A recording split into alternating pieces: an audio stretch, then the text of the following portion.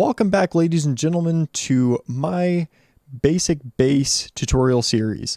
So today, what we are going to be doing is we're going to be going over the wet Reso type of bass. Now, this one does need a little bit more explaining than swoopy or plucked because I couldn't really come up with a great name for it, but this is the type of bass that you hear in like Wormhole by Far Too Loud or Need You by Dylan Francis and Nightmare.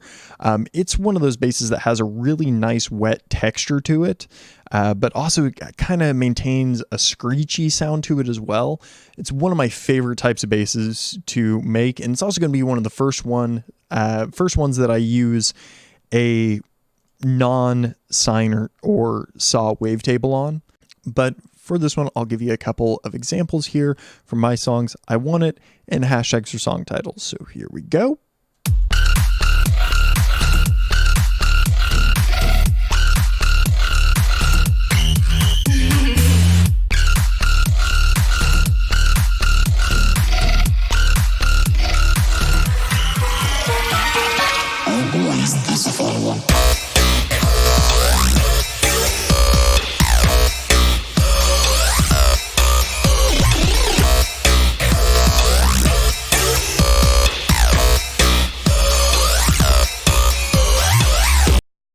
And fun fact about that second one, hashtags for song titles actually only had 2 instances of serum for the entire song.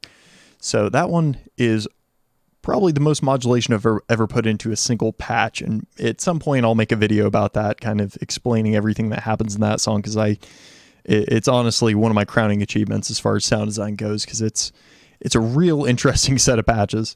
But onto the topic at hand. We're going to be using the same MIDI, same drums as the previous 2 videos. And we're going to start out by opening up Serum here. And so what we want to do is you can start with pretty much any of the basic shapes. I like to start with sines just because sines are really clean and it's easy to build a really nice clean sound off of. And for our second one, we're actually going to go in and find some samples. So I'll go ahead and open up Black Octopus because I already have a ton of samples in here. And what we're looking for is just something kind of blippy. It can be all sorts of stuff. I've used animal sounds for this. For instance, bat calls work really well. But a lot of the times, if you can find like an 808 tom or something along those lines, those work incredibly well. So do like claves. Really anything that's got a really short transient and a good fundamental to it will work well. So we'll go through a few. I'll just grab one and we'll see if it'll work for our purposes.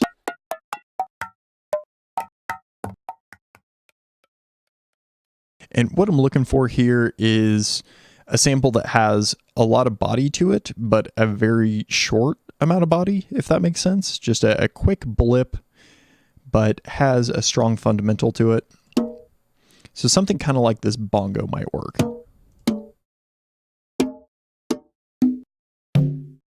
Actually, this conga is going to be perfect, I think.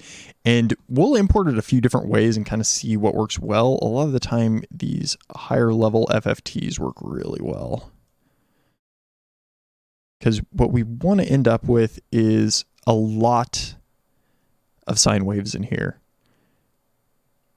So that should work. We'll mess with it a little bit and kind of see what we end up with.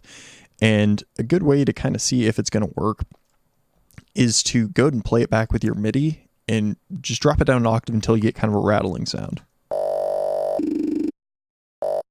So this should work decently well. And for this, we'll set it to asymmetrical plus and minus. That's where you get a little bit of that movement. Now, what we're going to want to do is, just like a lot of my other sound design stuff, we're going to FM it. So we'll silence this guy and we'll bring in oscillator A.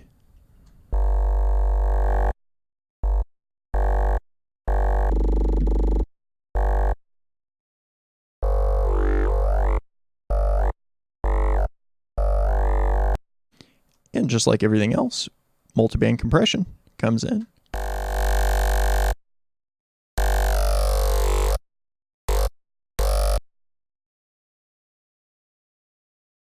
And from here, we're just going to go ahead and make a really interesting LFO pattern. So something like this.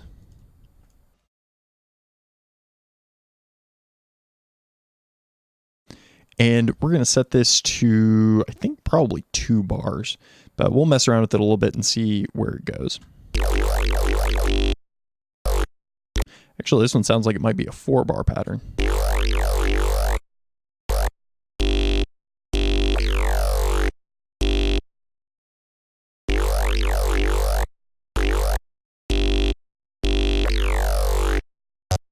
And then we'll turn it down. It doesn't need to be quite that crazy.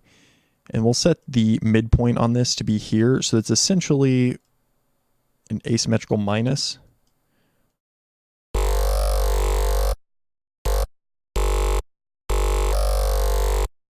And then we're also going to adjust the FM just a smidge.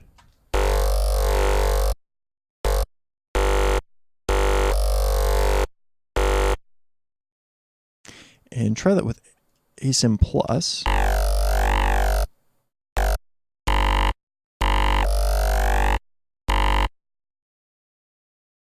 And then that's essentially the bass in and of itself, but you can do all sorts of stuff to make it more interesting. One of my favorite things is to add some sort of flanging filter, be it a comb filter or phasing filter. Any of those will work. If you want to go for a more metallic sound, that's where your comb filter and flanging filter come in handy.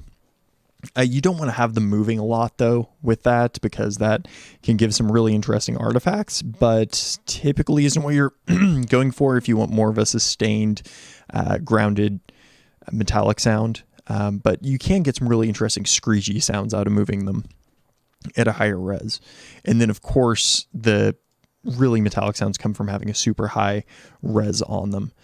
But if you use your phasing filters, that's where you can get some interesting stuff. And you definitely want the phasing filters to be key tracked, just because they do alter the phase of this a lot, obviously coming from the name. So if you don't have that set to key track, it's going to make some really weird sounds, which could be preferable in certain situations, but most of them, you're not going to want that. So we'll just set this something like this.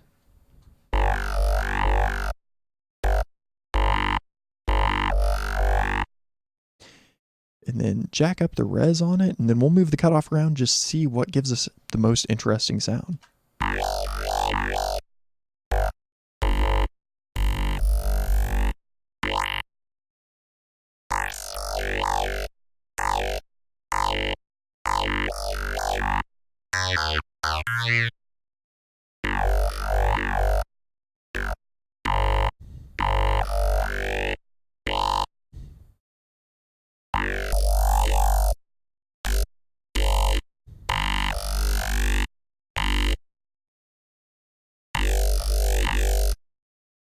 And then from there, if we want to do a little bit more with this, give it a little bit more texture and space, for this, to give it a little bit more of a metallic sound, you can go into Dimension, use that.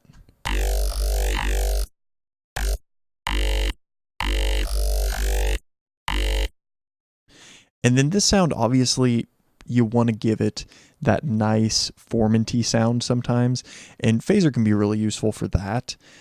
Especially if you set the rate to 0, you can essentially use it as an independent phasing filter.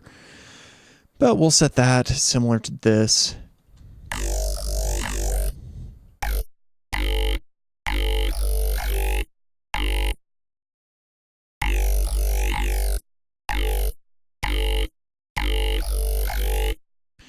And then that'll also give us a little bit more space. We can set the phase even lower to give it more of a solid basis. And then distortion to give it some more top end. We'll try some asymmetrical on this guy.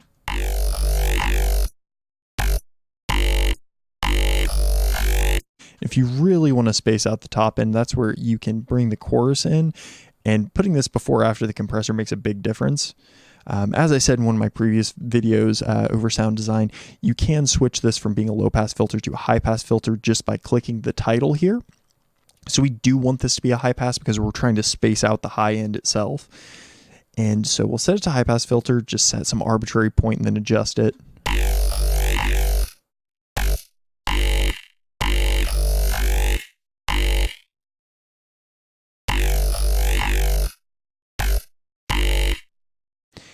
And so we can do that. I don't like that ringing out at the end, so I'm going to set this on envelope 1.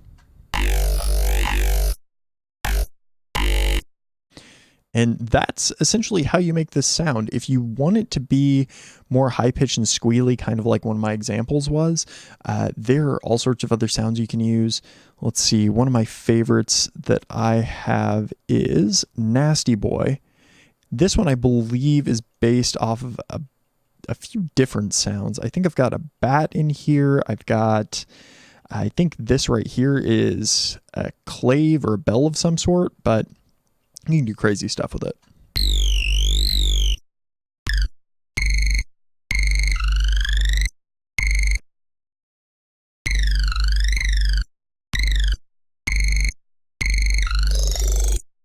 And then another favorite of mine for this type of sound is the one built into Serum called, Retro Speaking. Retro Speaking makes some great basses.